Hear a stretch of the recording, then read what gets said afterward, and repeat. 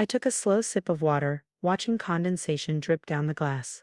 The beach house in question, my beach house, sat on 2 acres of prime oceanfront property in Newport Beach, a $12.5 million estate I'd purchased after 3 years of careful planning and strategic investment. Marcus worked so hard at the bank, Mom continued, her voice taking on that familiar guilt-inducing tone.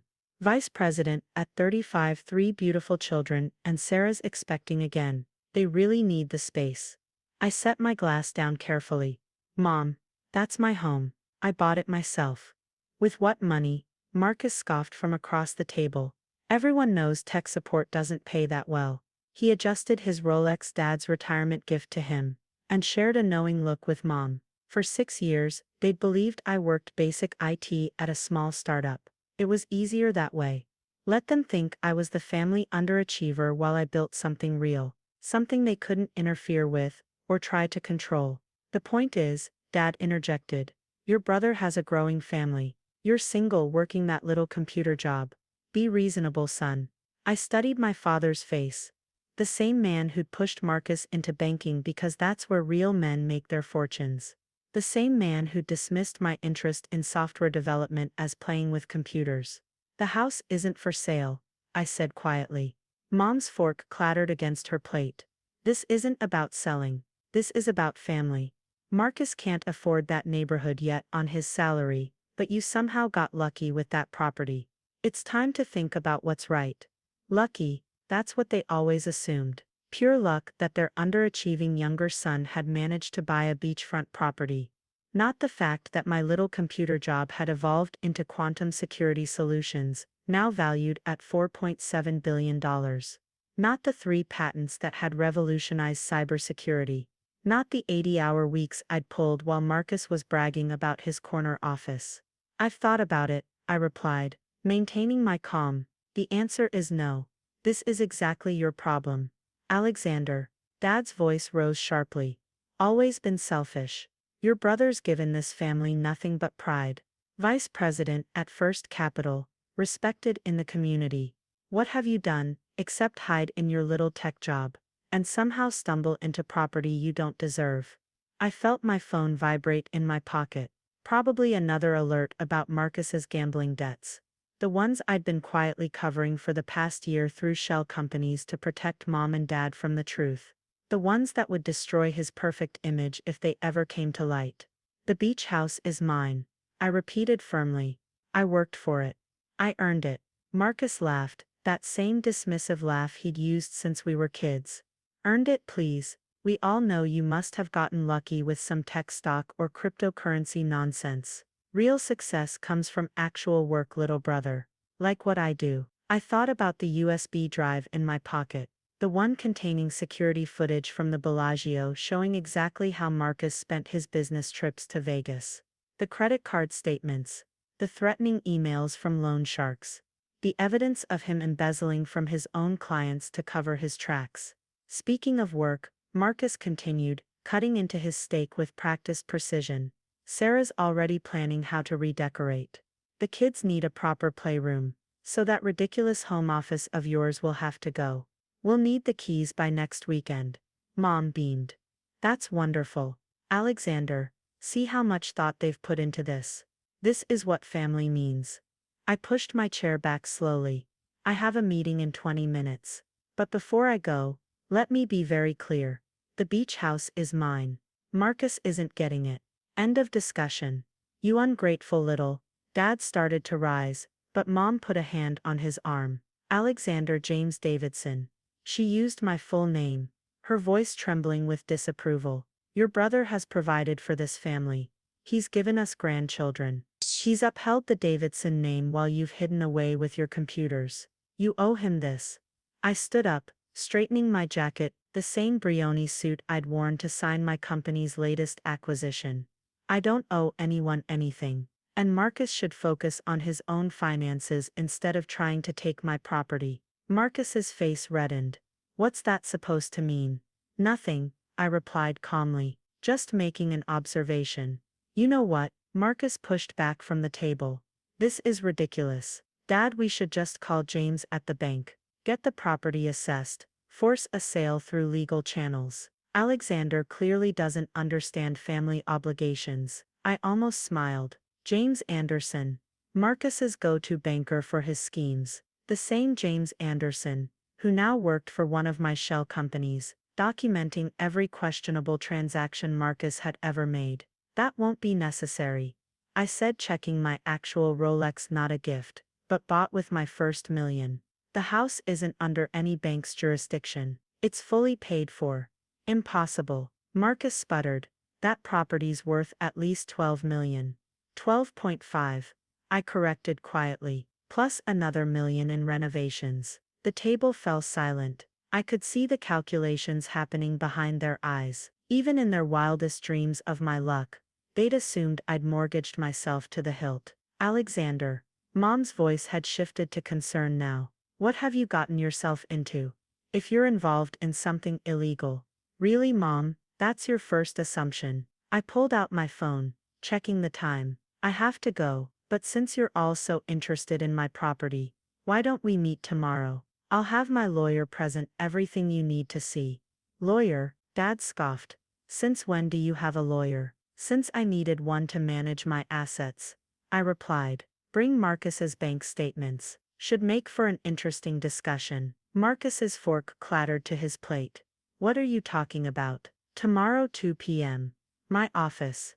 Your tech support desk, you mean? Marcus tried to sneer, but I caught the tremor in his voice. No, my actual office. I'll text you the address. I turned to leave, then paused. Oh, and Marcus, maybe don't make any large purchases tonight. Your cards might not work. I walked out, leaving them in stunned silence. As I reached my car, not the modest Honda they thought I drove, but the Aston Martin I'd kept in a private garage, my phone buzzed again. Another alert, Marcus trying to access his emergency credit line. The one I'd quietly bought and frozen an hour ago. Tomorrow would change everything. 6 years of carefully maintained appearances would finally end. The truth about Marcus's gambling, about my success, about who really supported this family. It would all come out. I started the engine, enjoying its quiet purr. My little computer job had done more than buy a beach house. It had built an empire. And tomorrow my family would finally understand exactly what their underachiever had become. The drive to my real office took 20 minutes. Not the startup they thought I worked for, but the gleaming 40-story building downtown that housed Quantum Security Solutions. My security badge. Not a visitor's pass or contractor's card, but the CEO's private elevator access, took me straight to the top floor. Sarah, Marcus's wife, was waiting in my office, not the cheerful, entitled woman who appeared at family dinners, but the worried wife who'd come to me 3 months ago when she discovered the extent of Marcus's gambling.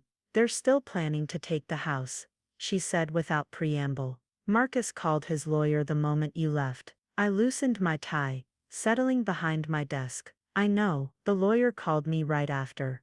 You what? I own his firm, I explained, pulling up the security footage from dinner on my laptop. Every angle, every conversation, all perfectly captured. Just like I own the bank Marcus works for, the real estate agency he's planning to contact, the credit cards he's trying to use right now. Sarah sank into a chair. All this time, you've been protecting him, protecting us, family obligations, I said quietly, using Mom's own words. But it's time for things to change. The children's college funds, her voice trembled. Safe, in a trust he can't touch. I set it up the day you came to me. Tears welled in her eyes. Why didn't you tell them? All these years, letting them think.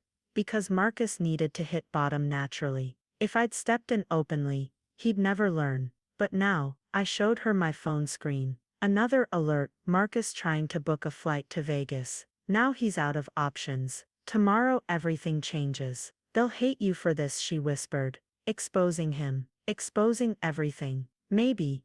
I agreed. But sometimes love means doing the hard thing. Marcus needs help. Not another property to leverage for gambling money. The kids need a stable future, not a father drowning in debt. And Mom and Dad, I sighed, they need to understand that success doesn't always wear a banker's suit. Sarah stood, smoothing her dress. I'll have the kids' bags packed. Just in case. The guest house at the beach is ready, I assured her. Everything you need will be there. Marcus can join you once he completes the program. The rehabilitation program you found. The one I bought, I corrected gently. Best in the country. It's been waiting for him for months. She reached the door, then turned back. Alexander, thank you for everything. After she left, I stood at my office window, looking out over the city. Somewhere down there, Marcus was probably calling in every favor he could think of, not realizing each call went straight to a company I owned. Mom and Dad were likely still at the dinner table, trying to understand what had happened to their predictable family dynamic. My phone buzzed one final time. A message from Marcus. Whatever you think you know, you've got nothing. Tomorrow you'll give me that house, or I'll show everyone what you really are. I smiled slightly, thinking of the evidence waiting in my safe. The documentation of every bet, every loan, every threat he'd received. The proof of how far I'd gone to protect him. To protect all of them.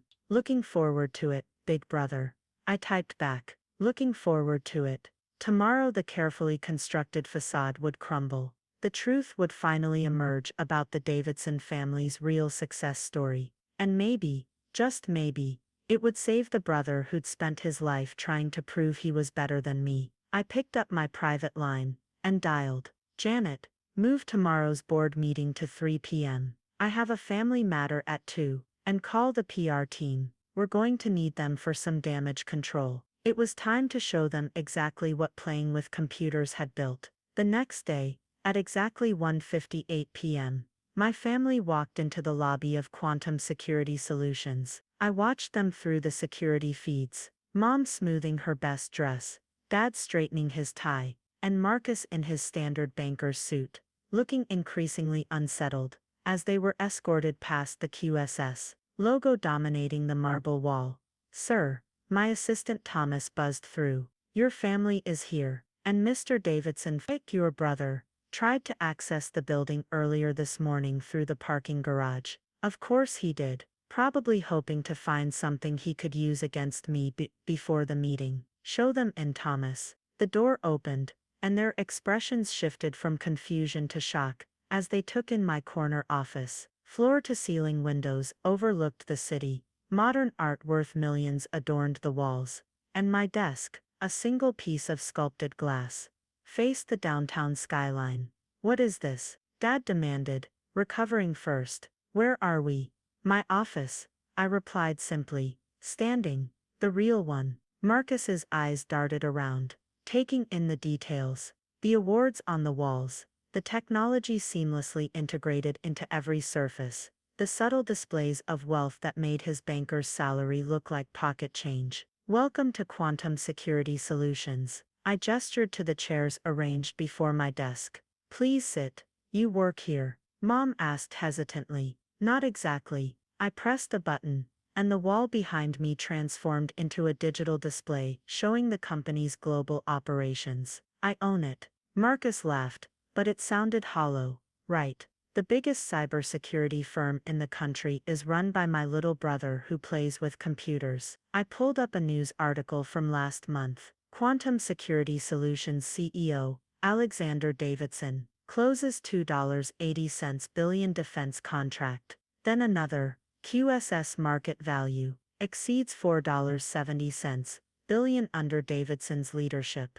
This is impossible, Dad whispered. Is it? I turned to face them fully. Remember when I was wasting time coding in the basement? I was building the encryption algorithm that became our core product. While Marcus was getting his MBA, I was filing patents. When you were bragging about his vice presidency, I was buying his bank. Marcus shot to his feet. You're lying. Sit down, I said quietly. We haven't even gotten to the interesting part yet. Alexander, Mom's voice shook. I don't understand. All these years, I let you believe what you wanted to believe. It was easier that way. But now, since you're so interested in my property and my finances, let's have complete transparency. I opened a folder on my desk. Let's start with you, Marcus. Shall we discuss your gambling debts? The money you've embezzled from clients? The threats from loan sharks? His face went white, How did you? I own the casinos you visit, the banks you borrow from, the credit cards you max out. For the past year, I've been covering your tracks, protecting mom and dad from knowing their golden child was drowning in debt. That's enough. Dad stood up, face red. Whatever game you're playing. No games. I cut him off, pulling up security footage on the screen. Here's Marcus at the Bellagio last month, losing $300,000 in one night. Here he is, threatening a loan shark, who coincidentally works for one of my subsidiaries. Here are the transfer records showing him stealing from client accounts. Mom started crying. Marcus looked like he might vomit. The beach house you want so badly, I continued. That's not just my home. It's part of a real estate portfolio worth over $100 million. The little computer job you've mocked for years. It's revolutionized military-grade encryption. That luck you assumed I had. Try 15 patents and contracts with every major government agency. Why? Mom wiped her eyes. Why didn't you tell us? Would you have believed me? You never did before. I turned to Marcus. I've been protecting you, brother, keeping your secrets, paying your debts, but now you want my house. Now you threaten me. Marcus slumped in his chair. I didn't know. No, you didn't. None of you did. Because it was easier to believe I was the family failure than to accept that success doesn't always look like you expect it to. I pressed another button, and the screens filled with financial records. Marcus owes $4.2 million to various creditors. He's stolen $1.7 million from clients. His gambling addiction has escalated to the point where he's betting his children's college funds. My babies, Mom whispered. They're safe, I assured her. I've been watching out for them too. Sarah came to me 3 months ago when she discovered the truth. The kids' money is in a trust Marcus can't touch. Dad's hands were shaking. All this time, yes, while you were praising Marcus's career and pitying my computer hobby, I built this. While you were planning to take my house, I was saving your son from prison. Prison? Marcus's voice cracked. What did you think would happen? I asked quietly. The embezzlement alone carries a 15-year sentence. But I've taken care of it. Replaced the stolen money. Cleared the paper trail. On one condition. What condition? Dad asked. I pulled out a folder. Marcus checks into rehabilitation tomorrow. The best facility in the country, which I happen to own. He gets the help he needs, or everything goes public. His choice. You can't. Marcus started. I can. I will. Because this isn't about punishing you, brother. It's about saving you. Sarah and the kids will stay in my guest house while you're in treatment. Your job will be waiting when you're better, though you'll be closely monitored. Your debts will be cleared. Why? Marcus whispered. Why would you do all this? Because you're my brother. Because those kids deserve a healthy father. Because mom and dad deserve to be proud of both their sons, not just the one wearing a tie. I stood up, walking to the window. The beach house isn't for sale. It never was. But there's a property down the street, similar size, better view. Once you're clean, once you've proven yourself, it's yours. A fresh start. Mom was openly sobbing now. Dad looked years older. Marcus sat in stunned silence. Now, I turned back to them. Would anyone like to see what their underachieving son really built? The next hour was a blur of revelations. I showed them the company's global reach, the technological innovations, the real estate empire. With each disclosure, their understanding of who I was, a lot, who I'd always been, shifted dramatically. As security escorted them out later, Mom paused at the door. Alexander, I'm so sorry we never saw. It's okay, Mom. Sometimes the biggest successes are the quietest ones. After they left, I sat at my desk, looking at the family photo from last Christmas. Marcus standing proud in his banker's suit, me in the background with my modest life. Tomorrow, he'd check into rehab. Tomorrow, the family dynamic would forever change. But tonight, for the first time in years, they finally saw me, really saw me, and maybe that was worth more than any beach house could ever be. 3 months after the revelation in my office, I stood on the deck of my beach house, watching the sunset paint the ocean gold. The sound of children's laughter drifted up from the guest house where Sarah and the kids had settled into their new routine. My phone buzzed a progress report from the rehabilitation center. Marcus was doing well, better than expected. 90 days sober, actively participating in therapy, and finally confronting the demons that had driven him to gambling and theft. Mr. Davidson, Thomas's voice came through my earpiece. Your parents are here. These Sunday visits had become a new tradition. At first they'd been awkward, filled with apologies and attempts to understand how they'd missed so much. Now they were different. Real. Send them up. Mom and Dad looked more relaxed than I'd seen them in years. The weight of maintaining Marcus's facade had aged them. Its removal had given them new life. Alexander, Mom hugged me tightly. She'd stopped calling me Alex after learning about my success, as if finally seeing me as my own person deserved the full name. We brought dinner. From that little Italian place you own downtown, Dad added with a slight smile. He was still getting used to discovering how many businesses in the city belonged to his younger son. We settled on the deck, the ocean breeze carrying away the last of the day's heat. Below, Sarah was teaching the kids to build sandcastles on our private beach. Marcus called this morning. Mom said, carefully unpacking the food. He sounds different. He is different. I confirmed. The doctors say he's making exceptional progress. He's finally dealing with the pressure he put on himself, trying to live up to expectations. Dad's hand trembled slightly as he poured the wine. Our expectations. We did that to him. To both of you, you did what you thought was right. I said quietly. But maybe now we can all do better. The bank board called me yesterday. Dad continued. Asked if I knew my son was buying controlling interest in 3 more financial institutions. I smiled. 4 actually. The 4th deal closes tomorrow. You're bigger than First Capital now, aren't you? There was a note of pride in his voice that once had been reserved only for Marcus. The banking division is. But it's just a small part of what we do. I pulled out my tablet, showing them the latest project. We're launching a new security protocol next month. Government contract, it'll change how classified information is protected globally. Mom touched the screen gently. All those hours in the basement, you were building this future. While we were pushing you to be more like your brother. Dad's voice cracked. You were already so much more. The sound of footsteps made us turn. Sarah stood in the doorway, sand still clinging to her sundress. Sorry to interrupt, she smiled. The kids wanted to say goodnight to Uncle Alexander. My nieces and nephew bounded onto the deck, sandy feet and all, wrapping me in fierce hugs. They'd adapted to the changes better than anyone, accepting their temporary home and their father's absence with remarkable resilience. Did you check the special account? I asked Tommy, the oldest at 8. He nodded excitedly. My coding project earned 10 more points. And Katie's math scores went up too. The merit system I'd created rewarded their academic achievements with points they could exchange for treats and privileges. Already their grades had improved dramatically. That's wonderful. I gave them each a high five. Remember, when your dad comes home, he'll need your help staying strong. Being smart and successful is the best way to show him how. After the children left, Sarah lingered. Marcus asked about the house today. The one you promised. It'll be ready when he is. I assured her, but he needs to earn it this time. Really earn it. He's different now, she said softly. He talks about you differently. About everything differently. Success does that, Dad observed.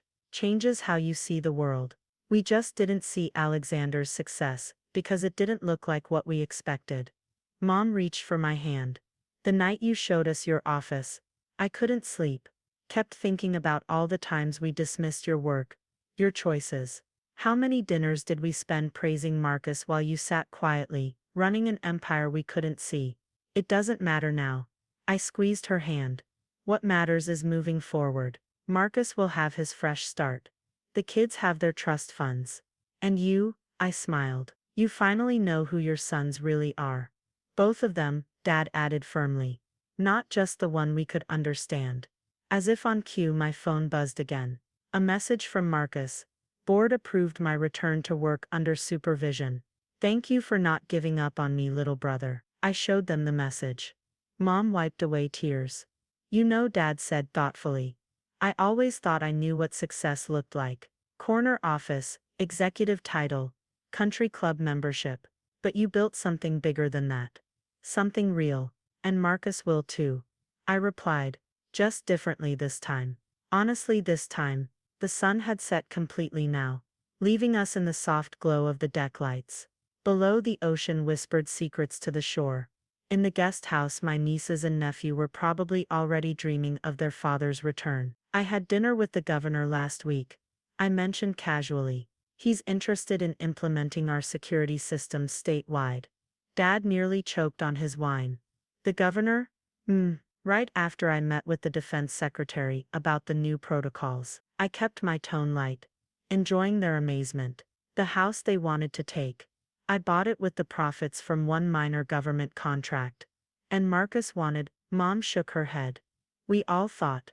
You thought what you were trained to think.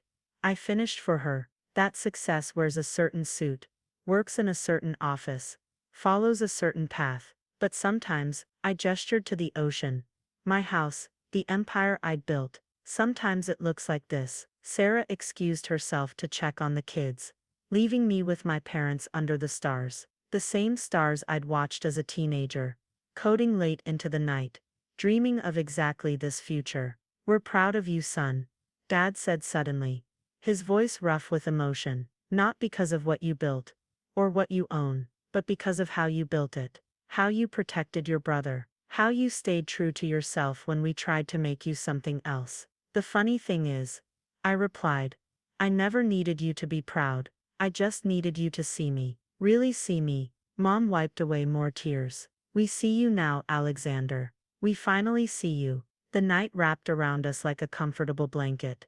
The sound of waves below punctuating our newfound understanding. Tomorrow I would run my empire, manage global security, and continue reshaping the financial world. But tonight, I was simply a son whose parents finally understood that success doesn't always wear a banker's suit. Sometimes it wears a programmer's determination, and carries the quiet power of redemption. 6 months after the revelation, I stood at the gates of the rehabilitation center, waiting. Marcus emerged, looking different, Mike's lighter somehow, as if the weight of his facade had finally lifted. No designer suit today, just simple casual wear and clear eyes. Ready? I asked, opening the car door. He paused, taking in the Aston Martin, one of many things about my life he'd never noticed before. Alexander. Save it. I smiled. We've got somewhere to be. The drive was quiet, but comfortable. Not the strained silence of competition that had marked our relationship for decades, but the peaceful quiet of understanding. I took the coastal road, watching his expression as we passed my beach house and continued down the shore. Where are we going? He finally asked. You'll see. 3 minutes later, I turned into a private drive. A modern masterpiece of glass and steel rose before us, waves crashing against the cliffs below. Better view than my house. Just as I'd promised. What is this? Marcus whispered. Your fresh start. I handed him a folder. Deeds in your name. But there are conditions. He opened it with trembling hands. I don't deserve this. No. I agreed. Not the old you. But this isn't about deserving. It's about becoming. Inside the house, Sarah and the kids waited with our parents. The children launched themselves at Marcus, who caught them with tears in his eyes. 6 months was a long time in a child's world. But they'd grown stronger, smarter, more resilient. The trust funds, I explained, will remain under independent management. You'll return to work next week, at one of my banks, under supervision. Weekly counseling continues for a year. Random drug and gambling tests. One slip, and everything reverses. Understand? Marcus nodded, still holding his children. I understand. Your old office is gone. I continued, along with the temptations and pressures that came with it. Your new position focuses on family accounts, helping people build legitimate wealth. No more high-risk trading. Thank you, he whispered. Mom and Dad watched from the sidelines, their expressions a mix of joy and lingering regret, for all the years they'd misunderstood their sons. There's one more thing. I pulled out another folder. The evidence, everything I collected about the gambling, the theft, the cover-ups. It's all yours. Marcus stared at me, Why? Because you need to keep it. Look at it when temptation hits. Remember what you almost lost. Remember who you don't want to be anymore. Sarah touched my arm. You saved our family. No. I corrected gently. I just showed everyone the truth, including the truth about success. Dad stepped forward. Both my sons are successful now, just differently. Speaking of success, I smiled. Tommy, show your dad what you built. My nephew proudly demonstrated the simple coding project he'd created during his father's absence. A basic program that tracked his dad's sober days and sent encouraging messages. Marcus's eyes filled with tears again. You learned coding. Uncle Alexander taught us that success isn't just about money. Katie piped up. It's about building things that matter. The ocean stretched endlessly behind us through the floor-to-ceiling windows. 6 months ago, they'd tried to take my house. Now, standing in this new home, we were finally building something stronger than property. We were building truth. The house is beautiful, Marcus said quietly. But I think I finally understand what real wealth is. I nodded. It's not the corner office. Or the title, he added. Or even the beach view.